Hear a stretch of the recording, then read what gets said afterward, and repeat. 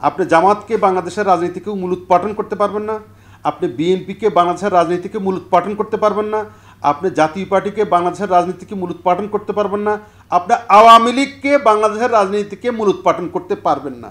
যেহেতু মূলোৎপাটন করতে পারবেন না, এটা দেখা হয়ে গেছে সবাই। আওয়ামী লীগও লক্ষ্য করছে যে বিএনপিকে মূলোৎপাটন করা যাচ্ছে না, যায় নাই। ও জামাতকে তো দেখছে, জামাত প্রথম সারির সব নেতাদেরকে মূলোৎপাটনের ব্যবস্থা করছে, কিন্তু করতে পারেনি। তো এই মূলোৎপাটনের এই ধান্দা থেকে, এই চিন্তা থেকে সরে আসতে হবে। সরে এসে দেশটা সবার এবং বুঝাতে হবে, আস্থায় নিতে হবে একে অন্যকে, যে ঠিক আছে যা হওয়ার হয়ে গেছে তুক্কু, এখন আমরা দেশটাকে সবাই মিলে গড়ে তুলব। আপনি হেরে গেলেও হেরে যেতে হবে, তাহলে ভবিষ্যৎ প্রজন্ম একটা ভালো দেশ পাবে। এই যে ব্যবস্থা চলছে, এই ব্যবস্থার বিরুদ্ধে এক ধরনের মানুষের মধ্যে একটা ঐক্যমত তৈরি আছে। একটা নেতৃত্বের মধ্য দিয়ে যদি আপনি একটা আন্দোলন রচনা করতে না পারেন সবাইকে নিয়ে, তাহলে এটা সেভাবে থেকে যাবে। আপনি এখন আমাকে একটু যদি এভাবে বলতে দেন যে আপনি এখন বর্তমান সরকারকে উৎখাত না করে, আমার কথাটা একটু শুনবেন আপনি কাইন্ডলি। আপনি বর্তমান সরকারকে উৎখাত করার তো চেষ্টা করছেন, চেষ্টা হয়েছে না আজকে এত বছর যাবৎ? বর্তমান সরকারকে উৎখাতের চেষ্টা ছেড়ে দিয়ে বর্তমান সরকারের সাথে আপনার তার কিছু কিছু পলিসির সাথে এক হয়ে আপনি যদি ছায়া সরকার হিসেবে থাকতে চান এবং থাকেন কৌশল অবলম্বন করে, আমার মনে হয় সেটা হবে এখন সময়ের দাবি। কারণ আপনি যেটা পারবেন না, আপনি যেটা পারেন নাই, সেটা আগামী দিনেও পারবেন, এরকম যদি সম্ভাবনা আপনি না দেখেন, তাহলে আমি মনে করি কোনো শত্রু না জিয়ে রেখে, আপনি দেখেন বাংলাদেশের বাস্তবতায় বিএনপি, আওয়ামী লীগ, জাতীয় পার্টি, জামাত, বাস্তবতা আপনি এদেরকে মূলোৎপাটন করতে পারবেন না, কেউ কাউকে পারবেন না। এটা অসম্ভব একটা বিষয়। আপনি জামাতকে বাংলাদেশের রাজনীতিকেও মূলোৎপাটন করতে পারবেন না, আপনি বিএনপিকে বাংলাদেশের রাজনীতিকে মূলোৎপাটন করতে পারবেন না, আপনি জাতীয় পার্টিকে বাংলাদেশের রাজনীতিকে মূলোৎপাটন করতে পারবেন না, আপনি আওয়ামী লীগকে বাংলাদেশের রাজনীতিকে মূলোৎপাটন করতে পারবেন না। যেহেতু মূলোৎপাটন করতে পারবেন না, এটা দেখা হয়ে গেছে সবাই। আওয়ামী লীগও লক্ষ্য করছে যে বিএনপিকে মূলোৎপাটন করা যাচ্ছে না, যায় নাই। ও জামাতকে তো দেখছে, জামাত প্রথম সারির সব নেতাদেরকে মূলোৎপাটনের ব্যবস্থা করছে, কিন্তু করতে পারেনি। তো এই মূলোৎপাটনের এই ধান্দা থেকে, এই চিন্তা থেকে সরে আসতে হবে। সরে এসে দেশটা সবার এবং বুঝাতে হবে, আস্থায় নিতে হবে একে অন্যকে, যে ঠিক আছে যা হওয়ার হয়ে গেছে তুক্কু, যা হওয়ার হয়ে গেছে তুক্কু, এখন আমরা দেশটাকে সবাই মিলে গড়ে তুলব। আপনি হেরে গেলেও হেরে যেতে হবে, তাহলে ভবিষ্যৎ প্রজন্ম একটা ভালো দেশ পাবে। আপনি আওয়ামী লীগ এখন মনে করতেছে কোনোভাবে যদি বিএনপি জোট ক্ষমতায় আসে, তাহলে বাংলাদেশে যেমন নাকি ইরান বলতেছে যে এমন একটা দিন আসবে যে ইসরায়েলেরা মনে করবে, ইতিহাস মনে করবে যে ইসরায়েলের মতো একটা দেশ ভূমধ্যসাগরের তীরে কি ছিল কখনো, এরকম একটা চিন্তার মধ্যে। ঠিক তেমনি মানে ইতিহাস থেকে নিশ্চিহ্ন করার একটা ব্যবস্থা করবে যদি আওয়ামী লীগের বাহিরে বিএনপি জোট ক্ষমতায় আসে। এই একটা অবস্থায়, এই একটা ভয়ের কালচার বাংলাদেশে বিরাজ করছে। সেখানে কি আওয়ামী লীগ বসে থাকবে? সে তো বসে থাকবে না। সে নিজে বেঁচে থাকার জন্য, নিজের অস্তিত্ব টিকে রাখার জন্য দরকার হলে সারা বাংলাদেশের মানুষকে বলি দিবে, তারপরে তো নিজের টিকে থাকবে। সুতরাং আপনারা কোনটা করবেন? আমি জাতির কাছে, ভবিষ্যৎ নেতৃত্বের কাছে আমার প্রশ্ন এটাই যে সংঘাত এবং প্রতিহিংসা এক হাতে তালি বাজে না, এটা হবে না। আপনাকে 2008 সালে আপনি 7টা সিট আপনি পাইছেন, এবারও আপনি 7টা সিট বা আরও কম পাইতেন। এই চিন্তা আপনার মধ্যে, এই চিন্তা থেকে দূরে থাকা উচিত। তো আগামী দিনে রাজনীতিটা এরকম পজিটিভ রাজনীতি যদি হয়, এটা দেশের, আর যদি আপনার উপরে ওভার কনফিডেন্স থাকে, তাহলে ডু কোনো অসুবিধা নেই, আপনি উৎখাত করেন।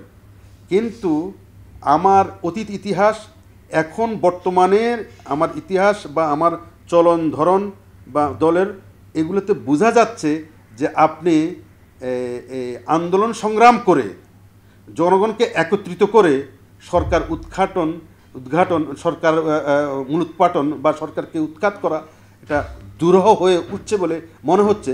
কারণ ইতিমধ্যে সরকার তার সমস্ত কিছু পাকাপোক্ত করে ফেলছে দেশে এবং দেশের বাইরে।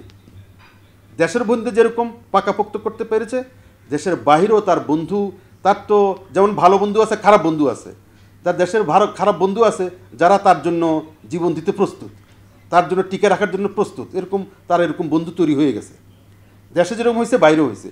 সুতরাং টাইম ইজ বেস্ট হিলার। সময় অনেক গড়িয়েছে এবং এই সময়ে যেহেতু এই উৎখাত করা যায় নাই যে পদ্ধতিতে চেয়েছে, সুতরাং এরকম এখন একটা পজিটিভ রাজনীতির মধ্য দিয়ে, এবং আমি মনে করি পজিটিভ রাজনীতি এটা কি কীভাবে বলবো, মানে এমন রাজনীতি এখন করতে হবে যেটা যেটা আওয়ামী লীগ এবং বিএনপিকে একটা ভাই ভাইয়ের রাজনীতির একটা কালচার, ভাই ভাই, যে না আমরা দুইজনই দেশের জন্য অনিবার্য। জাতীয় পার্টি, জামাত, আওয়ামী লীগ, বিএনপি, আমরা দেশের জন্য সবাই একে অন্যের পরিপূরক। এই রাজনীতি যদি চালু করা যায়, যেটা ভারতবর্ষে কিন্তু দেখেন নির্বাচনের আগে আমরা লক্ষ্য করেছি মাঠে একে অন্যের খুব শত্রু। আপনারা লক্ষ্য করেছেন নির্বাচনের পরেই তারা পার্লামেন্টে হ্যান্ডশেক করেছে, কথা বলেছে, যা যা করার দরকার সবই করেছে। পেশাদার রাজনীতিবিদ হিসেবে রাজীব গান্ধীর ছেলে যে রাহুল গান্ধী, যিনি এখন বিরোধী দলের নেতা, সব কিছুই ম্যানেজ করতে পেরেছে। তারা পারলে আমরা কেন পারবো না?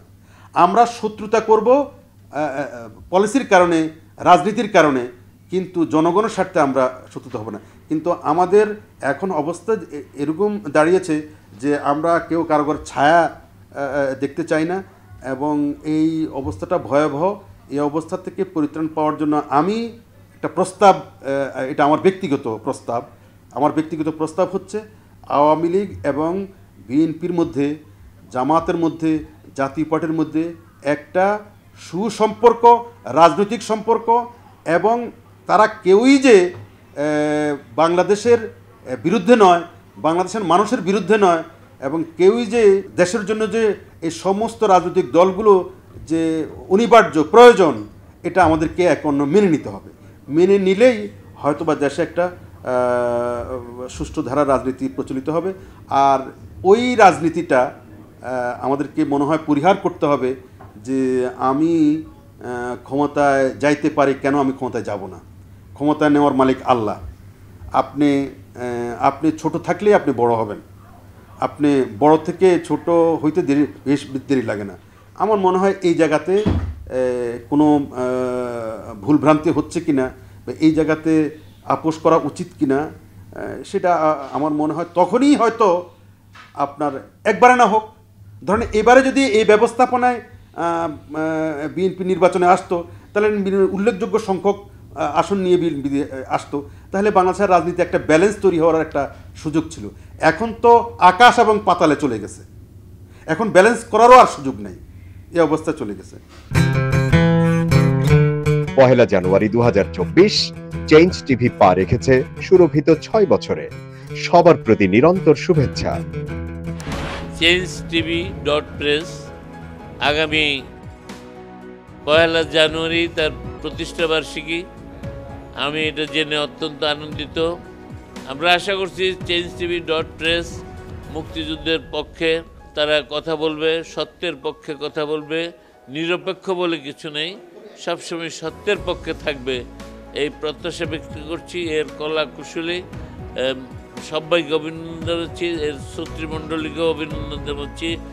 1 জানুয়ারির যেমন অভিনন্দন, একই সাথে চেঞ্জ টিভির প্রতিষ্ঠানের জন্য সবাইকে অভিনন্দন। চেঞ্জ টিভি প্রতিষ্ঠা বার্ষিকীতে আমরা এদেরকে ধন্যবাদ জানাই, চেঞ্জ টিভিকে উত্তরোত্তর সাফল্য কামনা করি। আর সাথে সাথে আমরা বিশেষ করে এদেরকে অনুরোধ করব যেন তারা দেশের পক্ষে এবং বাংলাদেশের জনগণের পক্ষে, ইসলামের পক্ষে, হকের পক্ষে, সত্যের পক্ষে তারা যেন সুন্দর পরিবেশন করতে পারে, এই আশাবাদ ব্যক্ত করি। আমি শুনে খুবই খুশি হয়েছি। চেঞ্জ টিভি প্রতিষ্ঠার পর থেকে এটি অত্যন্ত বস্তুনিষ্ঠ খবর পরিবেশন করছে। তাছাড়াও দেশের অর্থনীতি, রাজনীতি, বিভিন্ন বিষয় নিয়ে তারা জাতির কাছে জাতির সামনে বিভিন্ন তথ্য তুলে ধরে। আমি মনে করি বাংলাদেশকে আরও উন্নত বিকশিত করার জন্য চেঞ্জ টিভি আরও অবদান রাখবে এবং বাংলাদেশে একটা অন্যতম গুরুত্বপূর্ণ একটা মিডিয়া হিসেবে প্রতিষ্ঠা লাভ করবে। চেঞ্জ টিভিকে আমি তো মেলা দিন ধরে দেখছি। চেঞ্জ টিভি যতদূর সম্ভব বস্তুনিষ্ঠতার সাথে কাজ করছে এবং এই জন্য চেঞ্জ টিভির ভিউ আরও অনেক বেড়েছে, অনেক। আমি নিজে যে অনেকগুলো সভা করে মানে এখানে ইন্টারভিউ করেছি, কোনো কোনো ক্ষেত্রে আমি দেখেছি মিলিয়নের মতো হয়েছে ভিউ, মানে অন্য কোনো জায়গায় এত হয় নাই। আমি মনে করি চেঞ্জ টিভি ভালো কাজ করছে, প্রচণ্ড চাপ আছে, তার মধ্যেও চেঞ্জ টিভি যদি তাদের এই নিষ্ঠতা রাখতে পারে তাহলে এটা আরও ভালো করবে। আমি তাদের সাফল্য কামনা করি।